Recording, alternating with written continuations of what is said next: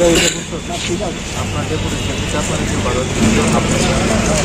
Covid করতে আমরা Covid করতে এই সময় শুনেন না আমরা কোভিড করতে এই সময়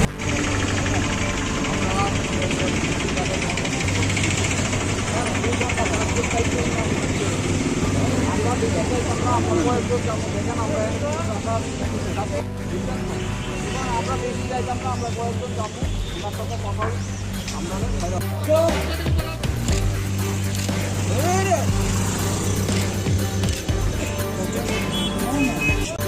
গত 13 তারিখে মুখ্যমন্ত্রীর কনভয় যাওয়ার সময় দুজন ছাত্রকে, আপনারা সবাই জানেন, আপনাদের মিডিয়ার মাধ্যমে আমরা দেখেছি, দুজন ছাত্রকে, একজনের নাম হলো এঞ্জেল রিয়াং, আরেকজনের নাম হলো অভিজিৎ দেববর্মা।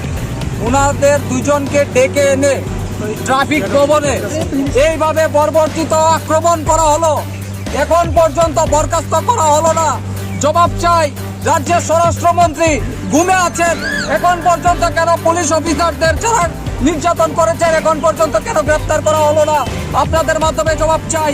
তাই আজকে এসেছি এখানে। 24 ঘন্টার মধ্যে যদি ওদের বিরুদ্ধে ব্যবস্থা নেওয়া না হয় সারা রাজ্যব্যাপী কিন্তু আন্দোলন করে তোলা হবে। কারণ এটা তীব্রতা ছাত্রছাত্রীদের, একটা ছাত্রর পাশে আমরা সবসময় দাঁড়িয়ে থাকি। কারণ একজন ছাত্রকে এরকম ভাবে বেধড়কভাবে ডেকে এনে ট্রাফিক ভবনে আক্রমণ করা হবে। পুলিশ এইভাবে, আপনারা বিগত দিনেও দেখেছেন আমাদের আন্দোলনে পুলিশ লাঠিচার্জ করেছে, ছাত্রদের উপর আক্রমণ করছে। এগুলি কি জঙ্গল রাজ চলছে ত্রিপুরাতে? এটা জঙ্গল শাসন চলছে। এগুলি কি অত্যাচার করা হবে রাজ্যের ছাত্রদের উপর? আমরা তীব্রভাবে নিন্দা করছি।